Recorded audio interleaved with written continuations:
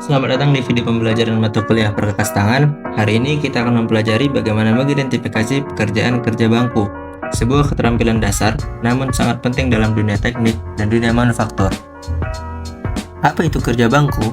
Kerja bangku adalah proses dasar dalam dunia teknik yang melibatkan penggunaan tangan dan alat bantu untuk membentuk, memotong, meratakan, dan menyambung bahan, khususnya bahan logam. Aktivitas ini banyak dilakukan sebelum pekerjaan menggunakan mesin atau ketika pekerjaan kita membutuhkan presisi yang lebih kecil. Nah, apa saja yang akan kita pelajari pada video kali ini? Yang pertama, kita akan mempelajari apa saja sih alat-alat kerja bangku. Yang kedua, jenis pekerjaan kerja bangku. Dan yang ketiga, kita akan melakukan simulasi atau praktik menggunakan salah satu alat kerja bangku. Nah, ada 7 kompetensi yang akan kita pelajari pada video kali ini. Yang pertama, pengikiran atau filling. Yang kedua, pengergajian atau sawing. Yang ketiga, pengeboran manual atau hand drilling. Yang keempat, penekanan dan pemotongan dengan pahat atau chiseling. Yang kelima, penyadapan dan pengeboran ulir atau tapping dan threading. Yang keenam, kita akan juga mempelajari penekukan atau bending. Dan yang terakhir, kita akan mempelajari tentang perakitan atau assembly. Kita akan merakit seluruh komponen yang akan kita kerjakan.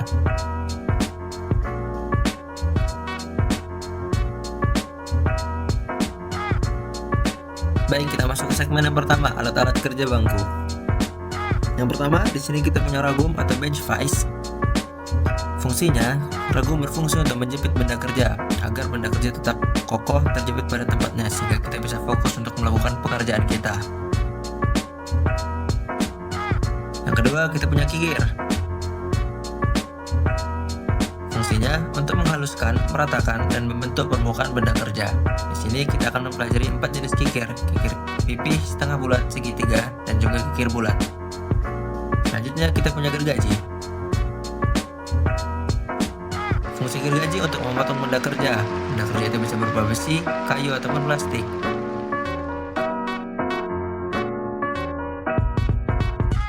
Selanjutnya kita punya bor tangan.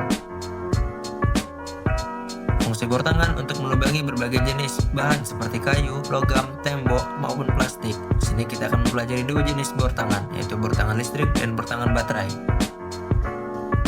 Selanjutnya kita punya pahat. Pahat di sini berfungsi untuk mengukir atau mengurangi dimensi pada benda kerja seperti kayu, logam, dan batu. Selanjutnya di sini kita punya palu, atau biasa kita juga menggunakan malet. Fungsinya untuk memberi gaya tumbukan atau dorongan, biasanya digunakan untuk memaku, memperbaiki benda, atau memberi dorongan dan menghancurkan benda.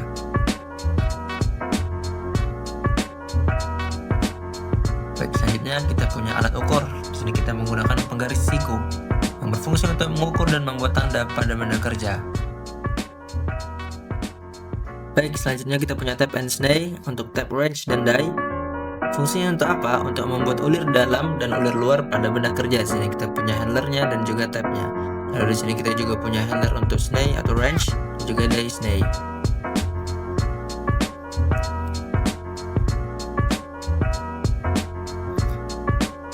Selanjutnya kita punya alat bending atau mesin bending.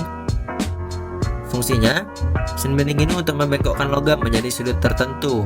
Biasanya digunakan untuk membengkokkan plat.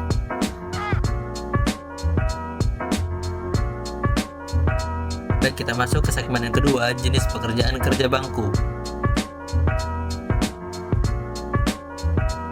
Yang pertama, pengikiran atau filling.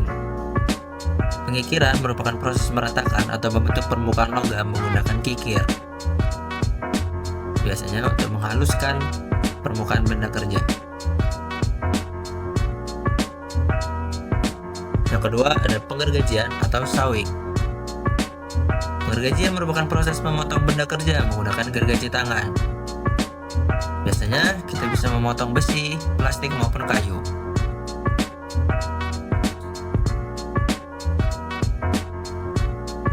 Selanjutnya, pengeboran manual atau hand drilling.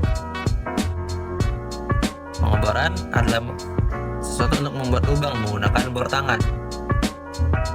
Di sini kita mempelajari 2 bor tangan listrik dan bor tangan baterai.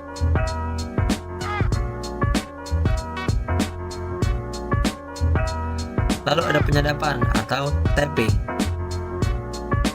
Tapping merupakan kegiatan untuk membuat ulir dalam pada logam.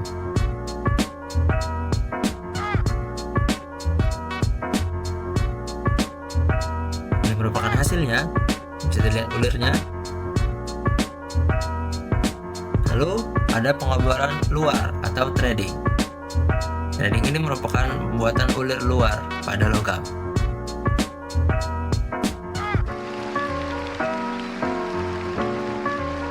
Ini merupakan hasilnya, terdapat ulir pada luar logam. Selanjutnya, pengerjaan penekukan atau bending. Bending ini merupakan kegiatan membengkokkan logam menjadi sudut tertentu, biasanya membengkokkan plat. Ini merupakan praktik pengerjaan bending. Letakkan plat pada alat bending. Kunci pengamannya.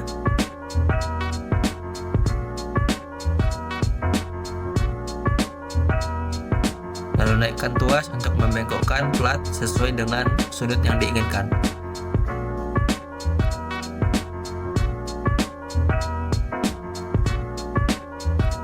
Selanjutnya, buka pengaman atau penguncinya. Di sini merupakan hasil dari bending. Selanjutnya, setelah kita lakukan berbagai kegiatan kerja bangku, kita akan melakukan proses perakitan, yaitu proses menggabungkan beberapa komponen menjadi satu unit utuh. Di sini kita punya dua komponen yang telah kita kerjakan, ada ulir dalamnya, ada ulir luarnya, lalu kita assembly, kita rakit. Selanjutnya kita masuk ke segmen yang ketiga, yaitu simulasi atau praktik. Di sini kita akan praktik menggunakan kikir. Nah, sekarang mari kita lihat bagaimana pengerjaan kikir dilakukan dengan benar.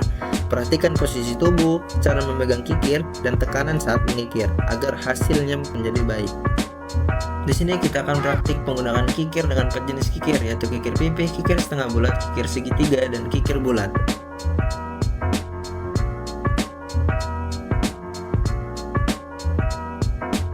Baik, yang pertama kita akan menggunakan kikir pipih. Sebelumnya, pastikan benda kerja sudah terjepit pada ragum dengan kuat. Posisikan satu tangan pada gagang dan satu tangan di ujung kikir untuk memberikan tekanan. Ini merupakan cara yang benar. Merupakan cara yang salah adalah mengikirnya dengan gerakan maju mundur berulang. Selanjutnya, kikir setengah bulat. Di sini kita akan melakukan pengikiran pada bagian dalam dari sebuah pipa. Ingat, lakukan dengan satu arah secara perlahan.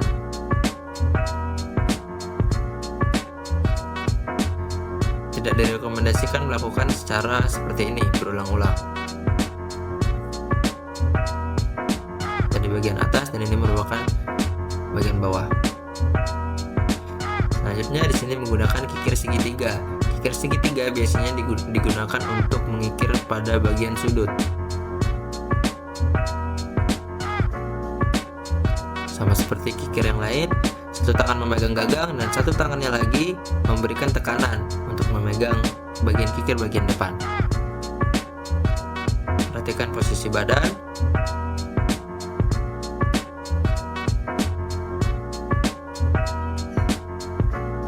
Selanjutnya, kikir bulat atau round file yang berfungsi untuk menghaluskan dan memperbesar diameter lubang atau permukaan melengkung pada benda kerja. Baik, demikian materi video tentang identifikasi pekerjaan kerja bangku, di mana kita sudah mempelajari tentang alat-alat kerja bangku, jenis pekerjaan kerja bangku, hingga ke simulasi atau praktik contoh pekerjaan kerja bangku. Salah satunya yang kita gunakan tadi adalah kikir dengan 4 jenis kikir. Dengan memahami jenis pekerjaan kerja bangku dan alat-alatnya, mahasiswa diharapkan dapat melakukan pekerjaan dasar secara mandiri, efisien, dan aman. Ini adalah fondasi penting sebelum beranjak ke penggunaan mesin atau peralatan canggih lainnya. Ingat, kemampuan besar lahir dari ketekunan pada hal-hal kecil. Maka kuasai kemampuan dasar, lalu taklukkan masa depan. Sampai jumpa di video selanjutnya.